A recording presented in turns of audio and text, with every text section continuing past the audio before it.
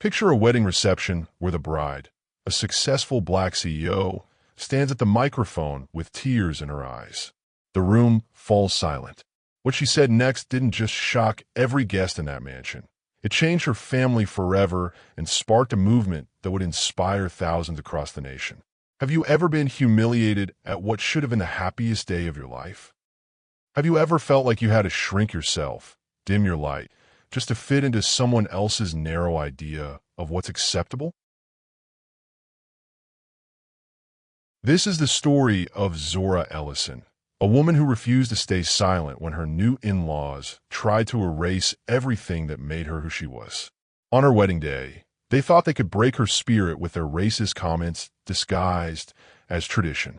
They were dead wrong. What happened when Zora grabbed that microphone will leave you speechless. Zora Ellison wasn't just any bride. She was the CEO of one of Atlanta's fastest-growing tech startups, a woman who had shattered every glass ceiling in her path.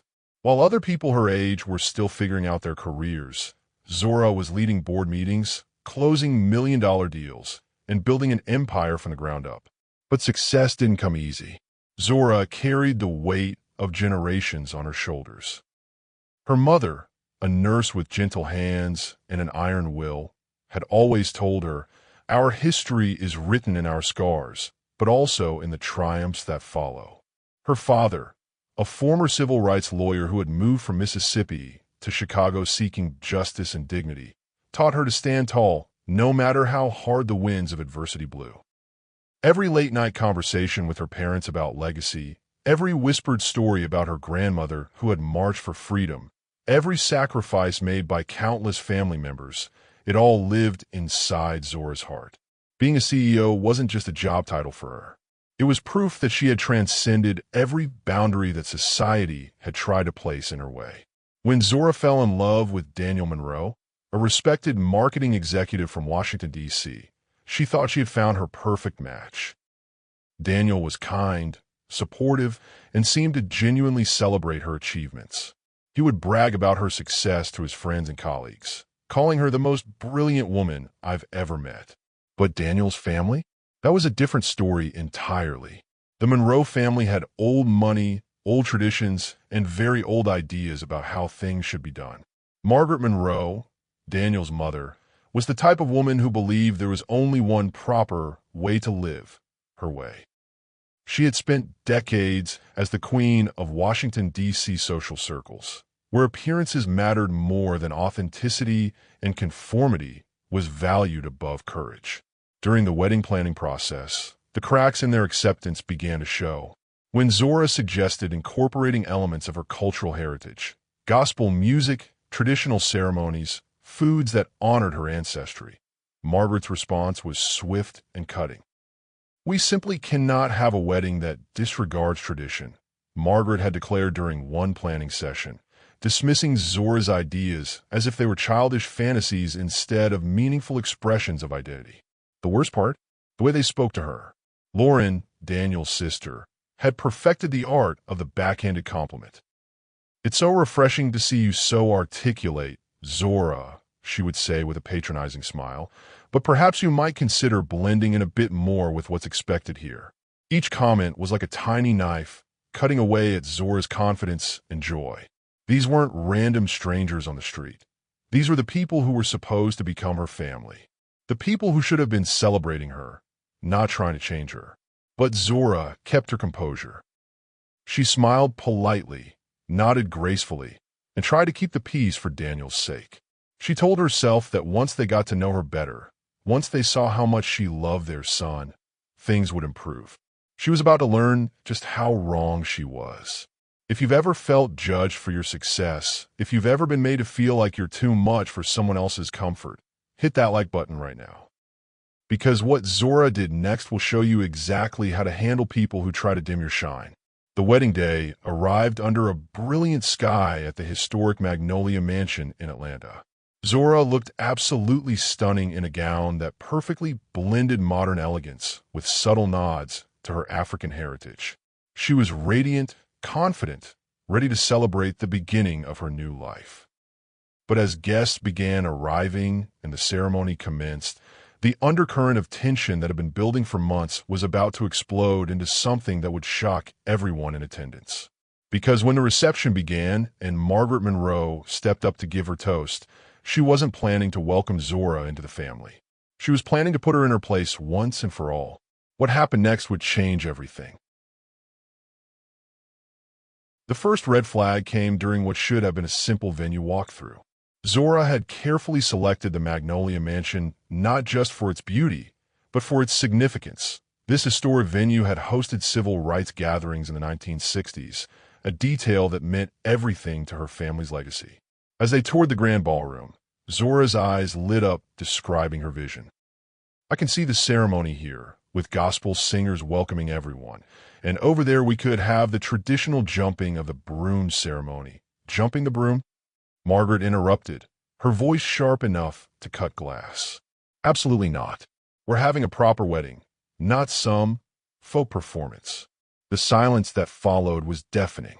Daniel shifted uncomfortably beside them, while Zora felt heat rise to her cheeks. Her grandmother had jumped the broom. Her parents had jumped the broom. It was a sacred tradition that connected her to generations of love and resilience. "It's a beautiful tradition that honors," Zora began. "Tradition." Margaret's laugh was cold and calculated. "Dear, tradition means something that has been practiced by respectable families for generations. What you're describing sounds more like entertainment." Lauren, who had been examining her manicured nails throughout the exchange, finally looked up with that smile that never reached her eyes. "Mother's right, Zora. We want this wedding to be elegant, sophisticated. You understand, don't you?" That phrase, "you understand," became Lauren's favorite weapon. It was code for know your place. The venue coordinator, clearly uncomfortable with the tension, tried to redirect the conversation to catering options. But even that became a battlefield.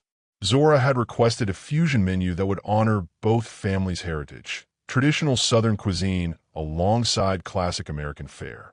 She wanted mac and cheese that reminded guests of Sunday dinners at her grandmother's house, cornbread that carried the warmth of family gatherings, and collard greens seasoned with love and history. Margaret's response was swift and brutal. "We'll be having a seated dinner with proper courses. None of this casual buffet situation. Our guests expect a certain standard."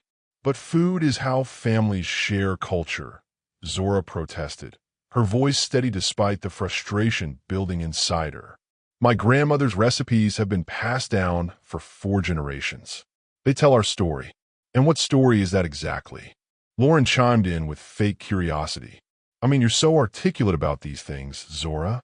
It's just fascinating how you describe everything in such colorful terms." There was again, articulate, as if Zora's intelligence was surprising, as if her ability to speak eloquently about her heritage was some kind of novelty act. Daniel finally spoke up. "Mom, Zora's ideas are beautiful. This is supposed to be our wedding, representing both of our families." Margaret's smile tightened. "Of course, darling, but we must consider what's appropriate for our circle. The Hendersons will be there, the Whitmore family, the senator's wife. We can't have them thinking we've lost our sense of propriety." Week after week, the same pattern repeated. Every suggestion Zora made was met with resistance, disguised as concern for appropriateness. When she proposed hiring a DJ who could blend jazz, R&B, and classic wedding songs, Margaret insisted on a string quartet only. When Zora wanted flowers that included vibrant colors reflecting her heritage, Margaret pushed for all-white arrangements because they were more refined. The worst part wasn't the rejections, it was the way they delivered them.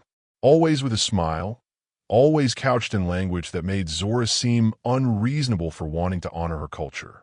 The stress began showing in ways Zora couldn't hide. Dark circles formed under her eyes from sleepless nights spent questioning whether she was being too sensitive or not sensitive enough. She found herself snapping at employees during work meetings, something that had never happened before. Her assistant noticed she was drinking more coffee and eating less lunch. During one particularly brutal planning session, the conversation turned to wedding favors. Zora had suggested small packets of spices with recipes from her family's cookbook, a meaningful way to share her heritage with their guests. Spices? Margaret's eyebrows shot up as if Zora had suggested giving away live chickens. What would our guests do with spices? Most of them have housekeepers who handle the cooking. They could cook together as families, Zora explained patiently. Food brings people together. It creates connection. Connection? Lauren laughed. Zora, you're so sweet. But our friends aren't really the cooking type. Maybe we could do something more universal, like engraved picture frames or crystal ornaments. Each dismissal felt like a small death. These weren't just wedding details they were rejecting. They were rejecting her, her history, her family, everything that made her who she was. The breaking point came during the final dress fitting. Zora had chosen a gown that was absolutely stunning. Modern elegance with subtle African-inspired beadwork along the bodice that told the story of her lineage through symbols only those who knew would recognize. When Margaret saw the dress, her face went pale. What is all that decoration on the front? It's beadwork that represents my family's journey, Zora explained, running her fingers over the intricate patterns. Each symbol has meaning. This one represents strength. This one represents love, conquering adversity. It's very exotic, Lauren said, the word dripping with disdain. Are you sure it's appropriate for a church wedding? I mean, it's beautiful in its own way, but people might think it's a bit much. Margaret nodded gravely. Perhaps something simpler would be better. More classic. We want you to look like a bride, not like you're in costume. That night, Zora sat in her apartment, staring at her reflection in the dress, tears streaming down her face. Was she asking too much? Was wanting to honor her heritage really so unreasonable? She called her mother, who listened patiently as Zora recounted the months of microaggressions, dismissals, and cultural erasure. Baby, her mother said softly, you're not asking them to accept your culture. You're asking them to accept you. And if they can't do that, then they don't deserve the privilege of being your family. But Zora was caught between two worlds, her love for Daniel and her need to honor herself. She wanted to believe that once they were married, once she proved herself as a good wife and daughter-in-law, things would change. She was about to learn that some people's minds are made up long before you ever get the chance to prove yourself. Comment below if you've experienced this kind of family tension, where you had to choose between keeping peace and standing up for who you are. Because what happened at Zora's wedding reception would force her to make that choice in the most public way possible. The stage was set for a confrontation that would shock everyone in attendance and change the Monroe family forever. The morning of the wedding arrived with deceptive calm. As Zora stood in the bridal suite getting ready, surrounded by her mother, sister, and closest friends, she almost forgot about the months of tension. For a brief moment, it felt like any other bride's special day, filled with laughter, tears of joy, and excited chatter about the future. But the moment she stepped into the ceremony space, reality hit like a cold slap. The Magnolia Mansion was stunning, exactly as she had envisioned. Elegant white flowers adorned every surface. Margaret had won that battle, and the string quartet played softly in the background. Yet as guests took their seats, Zora couldn't ignore the invisible line drawn down the middle of the aisle. On one side sat her family and friends, a vibrant mix of successful professionals, community leaders, and loved ones who had traveled from across the country to celebrate with her. They wore bright colors, embraced each other warmly, and their joy was infectious. On the other side sat the Monroe family circle, a sea of muted pastels and navy suits, rigid postures, and polite nods instead of genuine smiles. The contrast couldn't have been more stark. As Zora walked down the aisle with her father, she heard the whispers. They weren't the usual wedding day murmurs of admiration. These were different. She's certainly confident. One voice drifted from the Monroe side. I heard she makes more money than Daniel. How modern. Another whispered with thinly veiled disapproval. The dress is interesting. Very bold choices with all that beadwork. Her father must have heard them too, because his grip on her arm tightened protectively. But he kept walking, kept smiling, showing her through his strength how to rise above the noise. When they reached the altar, Daniel's face lit up with genuine love and admiration. For a moment, seeing his pride and joy, Zora felt hopeful again. Maybe she had been overthinking everything. Maybe this was just pre-wedding nerves amplifying normal family dynamics. The ceremony proceeded smoothly until Zora and Daniel reached their personal vows. When Zora spoke about honoring both their families' legacies and building bridges between their worlds, she noticed Margaret's jaw tighten. When Daniel promised to always support Zora's dreams and celebrate her achievements, several Monroe relatives exchanged glances that spoke volumes. Even during the kiss that sealed their marriage, Zora could feel the weight of judgment from half the room. The applause was polite, but notably cooler from one side than the other. The cocktail hour that followed felt like walking through a minefield. Zora moved gracefully between groups, accepting congratulations and making small talk, but the undercurrent of tension was undeniable. "You look absolutely radiant," gushed one of Daniel's colleagues, then added with surprise, "and you're even more articulate in person than Daniel described." "How refreshing." Another guest cornered her near the bar. "I have to ask, how do you manage being a CEO and a wife? It must be quite the balancing act. Most women struggle with much less on their plates." Each comment felt like a tiny paper cut. Individually, they might seem harmless. Together, they created a bleeding wound of microaggressions that left Zora feeling more isolated with each passing minute. When the reception officially began, the room buzzed with conversation and clinking glasses. The jazz band, a compromise between Zora's wishes and Margaret's demands, played sophisticated background music that satisfied no one completely. Dinner passed in a blur of forced smiles and strained conversation. Zora found herself seated at the head table between Daniel and his Uncle Charles, a pompous man who spent most of the meal explaining to her why traditional family values were the foundation of American success. "You career women are impressive," he said while cutting his steak, "but there's something to be said for the old ways. A woman's greatest achievement is creating a stable home for her husband's success." Zora's grip tightened on her fork, but she simply smiled and nodded, not trusting herself to respond without causing a scene. When a moment came for the toasts, Margaret Monroe rose with the confidence of a woman who had commanded social situations for decades. The room fell silent as she tapped her champagne glass with her wedding ring, a sound that seemed to echo ominously through the space. "Ladies and gentlemen," Margaret began, her voice carrying the authority of old money and older prejudices, "today we witness not just a union of two souls, but a merging of legacies. So far, so good." Zora relaxed slightly, hoping against hope that Margaret would surprise her with grace and acceptance. "Daniel comes from a long line of excellence," Margaret continued, her eyes scanning the room with satisfaction. "4 generations of Monroe men who have contributed to the fabric of American society through their dedication to traditional values and proper conduct." The emphasis on proper sent a chill down Zora's spine. And while Zora is certainly accomplished, Margaret paused, letting the word hang in the air like a question mark.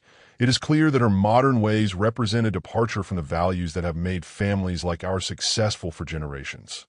Gasps rippled through the crowd. Zora's mother gripped her napkin so tightly her knuckles went white. Even some of the Monroe guests looked uncomfortable with the direction of the toast. But Margaret wasn't finished. "Of course, we must be tolerant of different approaches to life," she said with a smile that never reached her eyes. "Though I do hope that marriage will bring a sense of stability and traditional feminine grace to balance out some of the more aggressive tendencies that career success can sometimes foster." The room went dead silent. Zora felt like every eye was on her, watching to see how she would react to being publicly humiliated at her own wedding reception. Lauren, emboldened by her mother's example, raised her own glass. "To Zora, who certainly keeps things interesting. I mean, most brides worry about flowers and cake, but our Zora probably had her assistant handling wedding details while she was in board meetings. She laughed as if this was adorable rather than admirable. A few Monroe relatives chuckled nervously. One guest, an elderly woman with silver hair and pearl earrings, spoke just loudly enough for nearby tables to hear. "I just don't understand how modern women think they can have it all. Something always suffers, usually the marriage." The hits kept coming. Throughout the evening, Zora endured a constant stream of backhanded compliments, questioning looks, and conversations that stopped abruptly when she approached. The final blow came when Margaret's brother-in-law, emboldened by champagne and the evening's tone, took the microphone during the open toast period. "I'd like to say something about tradition," he announced, swaying slightly as he spoke. "In my day, we understood that families work best when everyone knows their place. Progress is fine, but it shouldn't come at the expense of the values that built this great nation. Some things, like respect for family hierarchy and traditional roles, should never change, no matter how modern we think we need to be." His words hung over the room like a dark cloud. The message was clear. Zora was too successful, too outspoken, too confident for their liking. She needed to be put in her place, and they had chosen her wedding day to do it. Zora sat frozen, her heart pounding so loudly she was sure everyone could hear it. This was supposed to be the happiest day of her life, and instead, she was being publicly torn down by the people who were supposed to become her family. For a long moment, she sat there absorbing the weight of their collective disapproval. The humiliation was complete, the message delivered with surgical precision. But as Zora looked around the room, at her mother's fierce expression, at her father's clenched jaw, at her friends' shocked faces, and finally at Daniel's mortified realization of what his family had done, something shifted inside her. She remembered her mother's words, "Our scars are symbols of our victories." She thought about her grandmother marching for freedom, her father fighting for justice, and all the ancestors who had refused to be silenced in the face of hatred and prejudice. Slowly, deliberately, Zora stood up from her seat. The room noticed immediately, conversations trailing off as all eyes turned to the bride who had been expected to sit quietly and absorb their abuse. She walked toward the microphone with the measured pace of someone who had made a decision that would change everything. But what Zora did next changed everything. Not just for her marriage, but for every person in that room who had ever felt the sting of prejudice disguised as tradition. The click of Zora's heels against the hardwood floor echoed through the suddenly silent ballroom. Every conversation stopped mid-sentence. Every glass paused halfway to lips. 200 guests watched in stunned silence as the bride they had just finished humiliating walked with purpose toward the microphone stand. Margaret's face went pale. Lauren's champagne glass trembled in her hand. Even the elderly uncle who had just delivered his traditional values speech seemed to realize that something significant was about to happen. Zora reached the microphone and stood there for a moment, her hand resting lightly on the stand. She looked out over the sea of faces, some sympathetic, some hostile, most simply shocked that she was daring to respond at all. When she finally spoke, her voice was clear, strong, and absolutely fearless. "Ladies and gentlemen," Zora began, her words carrying across the room with crystalline clarity, "I want to thank everyone for being here tonight to celebrate what is supposed to be the beginning of Daniel's and my life together." She paused, letting the emphasis on "supposed to be" settle over the crowd. "I also want to thank those of you who have spent this evening educating me about my place in this family and in this world, because your lessons have been illuminating." Margaret shifted uncomfortably in her seat. Several Monroe relatives exchanged nervous glances. "I've been told tonight that my success is modern, as if excellence has an expiration date. I've been called aggressive for the same leadership qualities that would be praised in a man. I've been described as articulate, as if my ability to speak intelligently is somehow surprising." Her voice grew stronger with each word. "I've been lectured about traditional family values by people who think tradition means erasing everything that makes someone different from them. I've been told that my achievements need to be balanced by feminine grace, as if strength and grace cannot coexist in the same woman. The room was so quiet you could hear the air conditioning humming. But here's what I want you all to understand, Zora continued, her eyes scanning the crowd with laser focus. I'm not aggressive. I am ambitious. I am not intimidating. I am intelligent. I am not too much. I am exactly enough. Scattered applause began from her side of the room, but Zora held up her hand to continue. I'm the granddaughter of a woman who marched for freedom when it was dangerous to do so. I am the daughter of a man who fought for justice in courtrooms where he wasn't always welcome. I am the CEO of a company that employs over 300 people and contributes millions to this economy. Her voice rose with passion and pride. I carry within me the dreams of ancestors who could never have imagined that their great-granddaughter would stand in a room like this, speaking to people like you as an equal.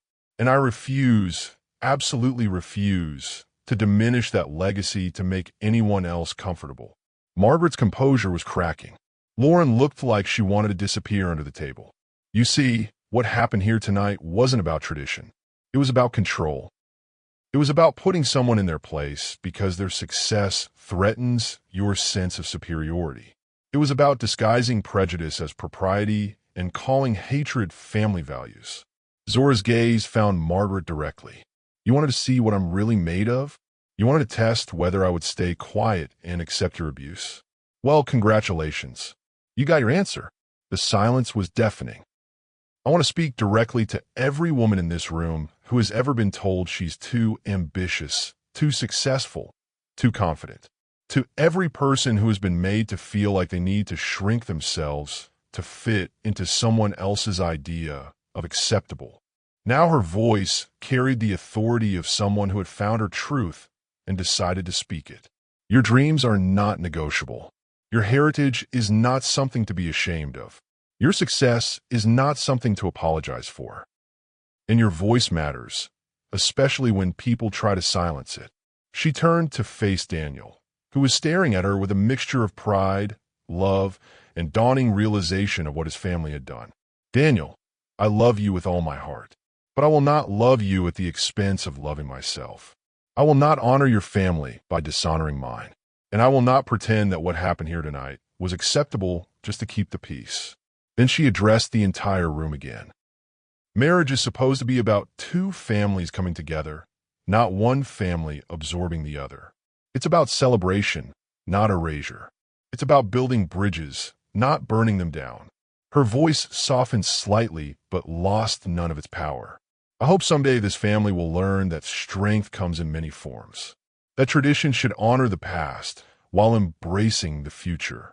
That love means celebrating what makes each person unique, not demanding that they become what you want them to be. She stepped back from the microphone and looked directly at Margaret one final time. And to anyone who thinks my response tonight was inappropriate or aggressive, I want you to remember something. I'm not responsible for your comfort with my existence. I'm only responsible for living my truth with courage and dignity. The ballroom erupted.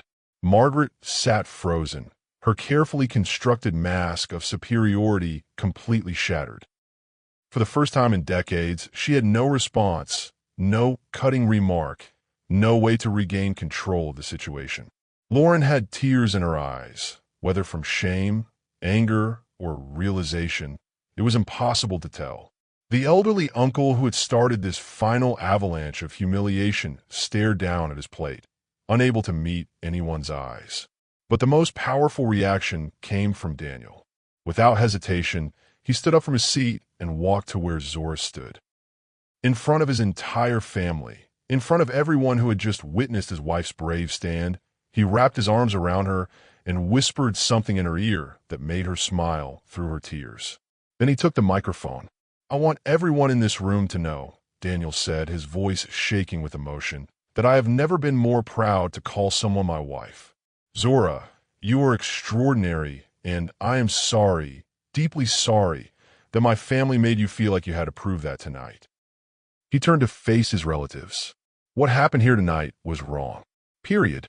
And if anyone in this room cannot treat my wife with the respect and dignity she deserves, then you are not welcome in our lives going forward. The transformation was immediate and stunning. Guests who had been sitting in shocked silence began to respond. First, one person stood and began clapping, then another, until half the room was on their feet applauding Zora's courage. Her mother was crying tears of pride.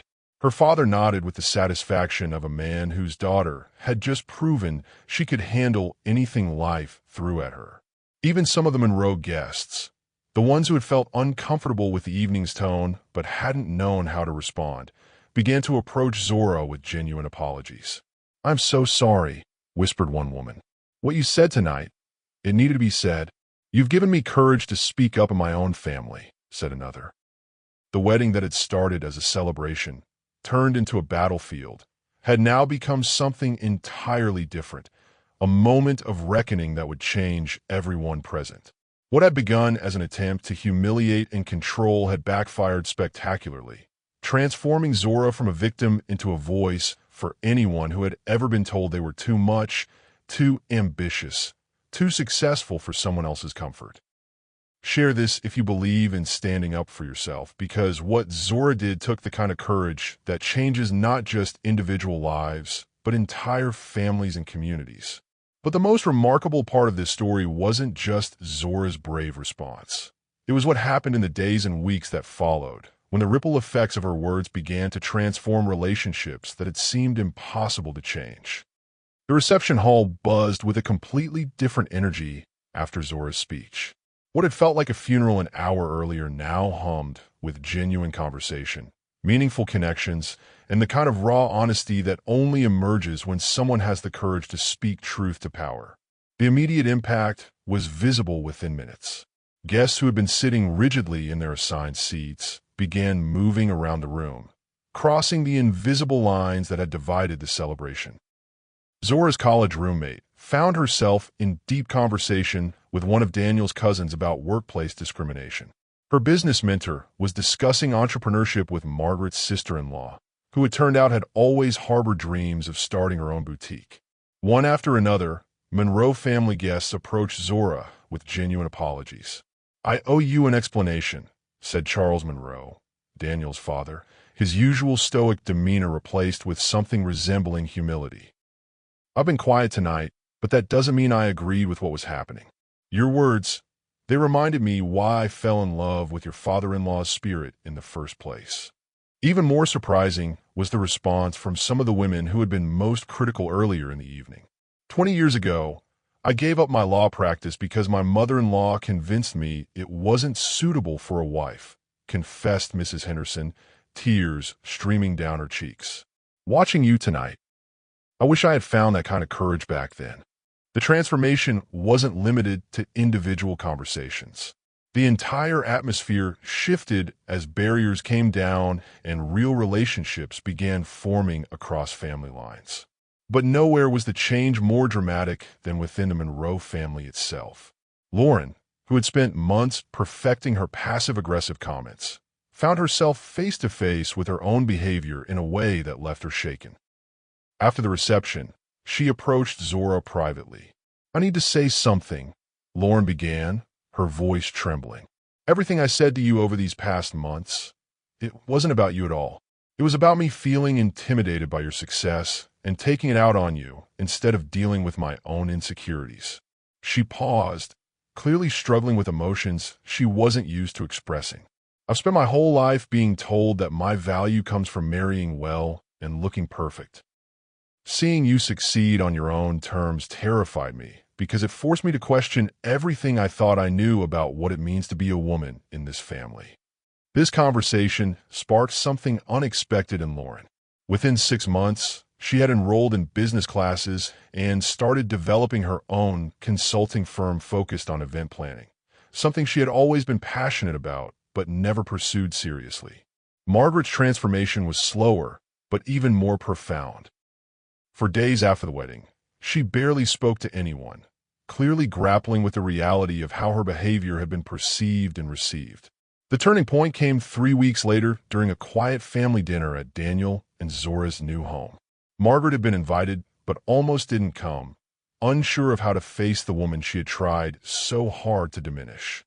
As they sat around the dinner table, eating a meal that beautifully blended both families' culinary traditions, Margaret finally broke her silence. "Zora," she said quietly, setting down her fork, "I owe you more than an apology. I owe you the truth." The room went silent as Margaret, the woman who had controlled family dynamics for decades, began to speak with a vulnerability no one had ever witnessed. "I spent 30 years being the perfect wife to a successful man, and I thought that was my greatest achievement. When I saw your independence, your success, your refusal to diminish yourself, it threatened everything I'd built my identity around." Her voice cracked slightly. "I realize now that I wasn't trying to protect tradition. I was trying to protect myself from facing the truth that maybe I had given up too much of who I was to fit into what was expected of me." This moment of honesty opened a door that had been locked for generations. Margaret began asking genuine questions about Zora's business, her goals, her perspective on balancing career and family. She started reading books about leadership and even attended one of Zora's speaking engagements 6 months later. The professional ripples from that night extended far beyond family dynamics. Word spread quickly through Atlanta's business community about the CEO who had stood up to discrimination at her own wedding. Rather than damaging her reputation, the story enhanced it dramatically. That speech showed more leadership than most executives demonstrate in their entire careers, said the president of Atlanta's Chamber of Commerce during a later interview. "It took incredible courage to address injustice so directly, especially in such a personal setting." Invitations to speak at conferences and leadership events poured in. Zora's company saw a 40% increase in client inquiries within 3 months, many specifically citing her authenticity and courage as reasons they wanted to work with her. The most meaningful professional impact came from other women in leadership positions who reached out to share their own stories of workplace discrimination and family pressure. "Your wedding speech gave me the courage to stop apologizing for my success," wrote one Fortune 500 CEO. "I've been dimming my light in board meetings for years, and watching your video reminded me that my voice matters." The transformation extended to future family gatherings in ways that delighted everyone involved. Holiday celebrations became rich blends of both families' traditions. Margaret learned to make Zora's grandmother's cornbread recipe, while Zora's mother mastered the Monroe family's Christmas cookie tradition. Music at family events evolved from Margaret's preferred classical strings to joyful combinations of jazz, gospel, and contemporary favorites that had everyone dancing together. The rigid seating arrangements disappeared, replaced by organic conversations and genuine connections. Most remarkably, these gatherings became safe spaces for honest discussions about race, privilege, and family dynamics.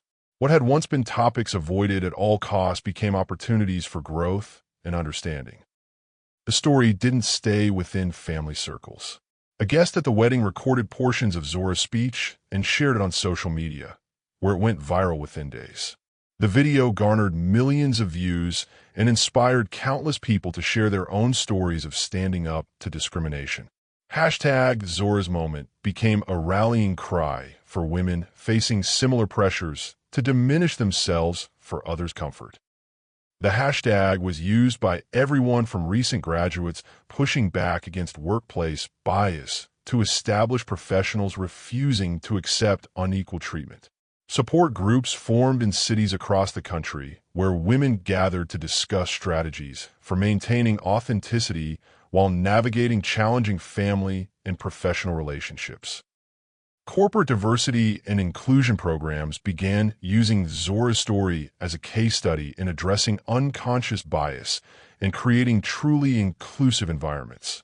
The wedding that was supposed to mark the beginning of one couple's life together had become a catalyst for broader conversations about respect, authenticity, and the courage required to create positive change. But perhaps the most beautiful transformation was the relationship between Zora and Daniel, which grew stronger as they navigated the challenges and celebrations that followed that pivotal night together. 2 years after that unforgettable wedding night, Zora Ellison stood on the stage at the National Women's Leadership Conference, addressing an audience of 5,000 business leaders from around the world. Her company had tripled in size, her influence had expanded globally, and her story had become required reading in business schools across the country. But the most remarkable part of her continued success wasn't the financial growth or industry recognition.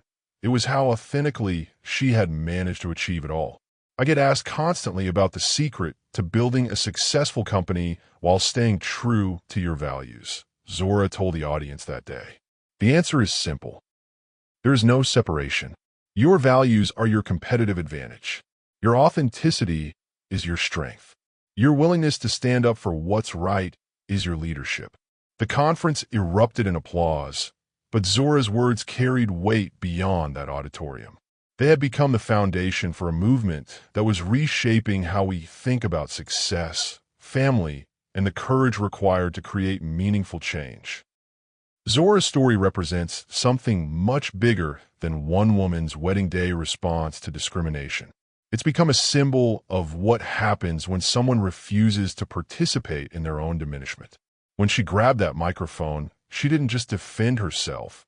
She disrupted an entire system that relied on people staying quiet about injustice. The life lessons from her journey are clear and powerful. Never shrink yourself for others' comfort. The world needs your full brightness, not a dimmed version that makes insecure people feel better about themselves. Your success is not something to apologize for. It's something to celebrate and build upon. Speaking truth can transform relationships. Zora's willingness to address the elephant in the room didn't destroy her marriage or family connections. It strengthened them. Real relationships can only be built on honest foundations. Authenticity is more powerful than conformity. Margaret spent decades trying to force everyone into the same mold, but it was Zora's authenticity that ultimately brought the family together in a more meaningful way. One voice can spark widespread change. What started as a personal moment of courage became a catalyst for thousands of people to find their own voices and stand up for their own dignity. The ripple effects continue to this day. Corporate boardrooms are more diverse. Family conversations are more honest. Young women entering the workforce are less willing to accept discrimination disguised as tradition. But perhaps most importantly, Zora's story reminds us that our responses to adversity define us more than the adversity itself. When faced with humiliation, she chose courage. When confronted with hatred, she chose truth. When pressured to conform, she chose authenticity. Subscribe if these stories inspire you to live authentically, because at Echoes of Grace, we believe that every voice matters, every story has power, and every person deserves to stand tall in their truth. These echoes of grace, moments when ordinary people choose extraordinary courage, remind us that the most beautiful transformations often begin with someone simply refusing to stay silent in the face of injustice. What will your echo of grace sound like? Comment it down below.